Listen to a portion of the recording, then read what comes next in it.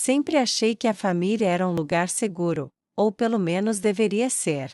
Durante toda a minha vida, tentei cultivar esse entendimento: o lar como abrigo, o almoço de domingo como laço, a mesa posta como símbolo de união.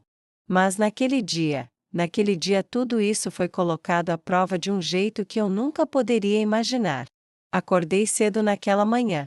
O sol ainda nem tinha tocado direito a janela da cozinha quando comecei a preparar o doce que todos adoravam. Eu sempre contribuía com algo para os encontros de família, era a minha forma de permanecer útil, de mostrar que ainda tinha um papel.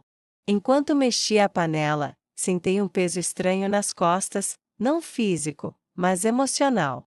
Uma pontada de pressentimento, como se alguma coisa estivesse fora do lugar. Ainda assim, continuei.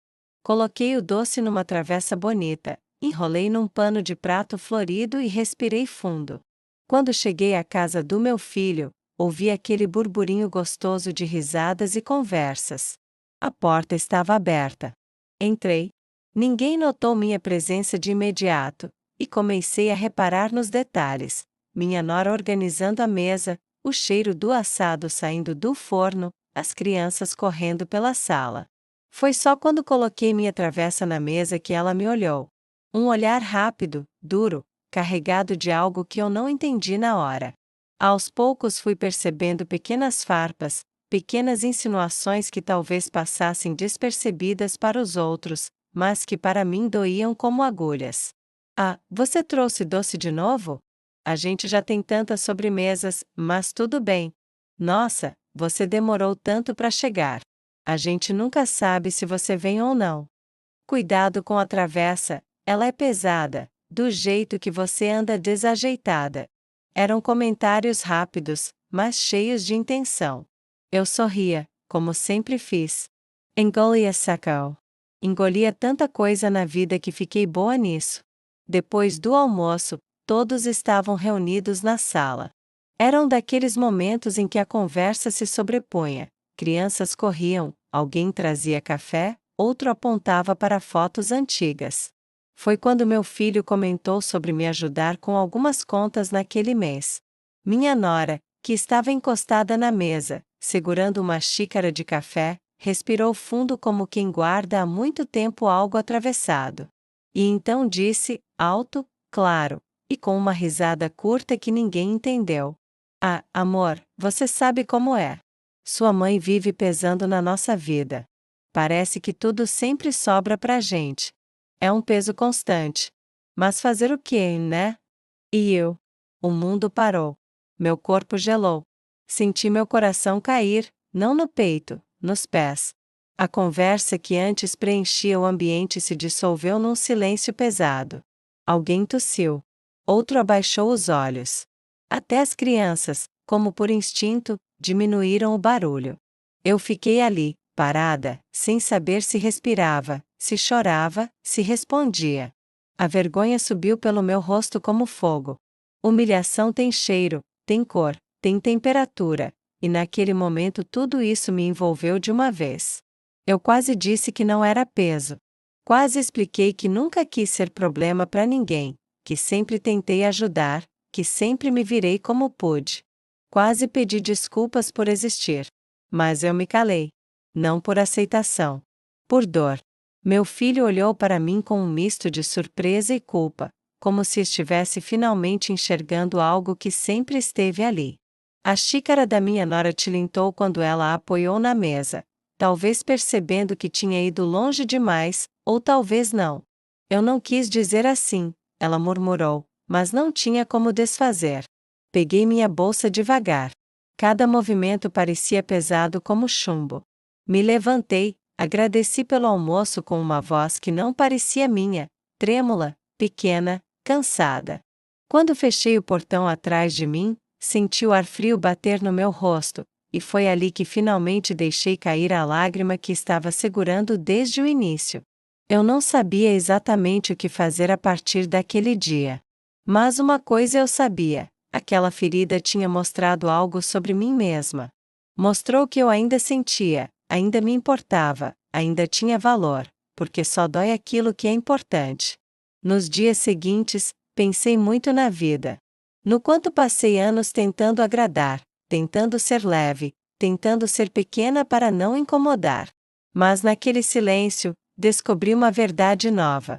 Não sou um peso. Nunca fui. Eu sou história. Sou força. Sou alguém que viveu, que lutou, que criou, que amou. E ninguém, absolutamente ninguém, tem o direito de me diminuir. Nos dias que se seguiram ao almoço de família, um silêncio pesado tomou conta da minha casa. Eu continuava fazendo minhas tarefas, mas cada movimento parecia acompanhado de uma lembrança: a risada da minha nora, o olhar atravessado das pessoas, a sensação de ser invisível e exposta ao mesmo tempo. Algumas vezes, enquanto lavava a louça, me pegava parada, enxugando uma lágrima que teimava em escapar. Não era só a humilhação em si, era tudo o que ela representava: anos de pequenas palavras afiadas, de desprezos disfarçados, de tentativas minhas de me encaixar. Mas algo começou a mudar. Naquela solidão silenciosa, uma parte de mim, que sempre esteve quieta, começou a despertar. Uma voz interna dizendo: "Você não merece isso. Você ainda tem muito valor." E pela primeira vez em muito tempo, eu parei para escutar essa voz. 2 dias depois, o telefone tocou. Era meu filho. A voz dele estava diferente, pesada, abafada, como se carregasse um peso maior do que as palavras. "Mãe, podemos conversar?" Meu coração acelerou. Pensei em recusar, em dizer que não queria tocar no assunto. Mas eu sentia que algo precisava ser resolvido. Ele chegou pouco depois, com o semblante abatido. Sentou-se à mesa, mas não conseguiu olhar nos meus olhos de imediato. "Mãe, eu não sabia que as coisas estavam desse jeito. Eu nunca percebi que a minha esposa falava com você dessa forma." Fiquei em silêncio. Às vezes, o silêncio é a única ponte que alguém precisa atravessar por conta própria. Eu fiquei com vergonha do que aconteceu. Fiquei muito mal. Ele continuou: "Você é minha mãe. A última pessoa que deveria ser tratada assim." Foi então que ele levantou os olhos. Neles havia culpa, dor e uma honestidade que me tocou profundamente. "Me perdoa, mãe. Eu devia ter te defendido." Eu respirei fundo. Senti a mágoa ainda ali, viva. Mas também senti amor. Amor de mãe, aquele que não morre, apenas se esconde quando é ferido. "Não é questão de me defender", falei, com calma. "É questão de respeito. Eu só quero ser tratada com dignidade." Meu filho assentiu, e suas mãos tremeram quando ele segurou as minhas.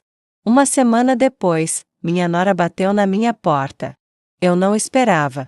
E, sinceramente, meu pulso acelerou. Ela estava diferente. Nada da postura firme e do olhar julgador que ela tinha naquele almoço. Em vez disso, parecia menor, retraída, com os ombros caídos como quem carrega um peso próprio. "Posso entrar?" ela perguntou. Eu deixei. Ela respirou fundo, e sua voz saiu falha. "Eu vim pedir desculpas, de verdade. Eu passei do limite. Eu falei coisas horríveis, e sei que te machuquei." Fiquei quieta.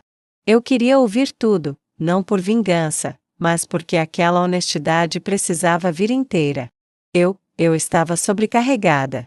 Tinha minhas frustrações, minhas inseguranças. E ao invés de lidar com elas, eu descarreguei em você. Não é justificativa. Só, estou tentando entender por que fiz aquilo. Vi lágrimas nos olhos dela. E ali, pela primeira vez, enxerguei uma mulher perdida, assustada e talvez tão frágil quanto eu. Ela concluiu, com a voz embargada: "Eu sei que errei feio. Mas quero mudar isso. Quero reparar. Se você me permitir." Eu não a abracei, ainda não. Feridas profundas não se fecham num único gesto. Mas ofereci a ela a coisa mais preciosa que eu tinha naquele momento: uma chance. Algum tempo depois, fomos novamente a um almoço de família. O ambiente estava tenso no começo, aquele tipo de tensão silenciosa que todos percebem, mas ninguém menciona. Minha nora ficou ao meu lado o tempo todo. Perguntou se eu precisava de algo, elogiou meu doce, puxou conversa. Nada forçado, apenas sincero. Meu filho também não tirava os olhos de mim, como alguém que finalmente entendeu o valor de uma pessoa que sempre esteve ali. E eu? Eu respirei fundo e percebi algo importante. Aquela não era mais a mulher que era humilhada em silêncio. Aquela era uma mulher que tinha encontrado sua voz. Senti um orgulho silencioso crescer dentro de mim. A vida não mudou da noite para o dia.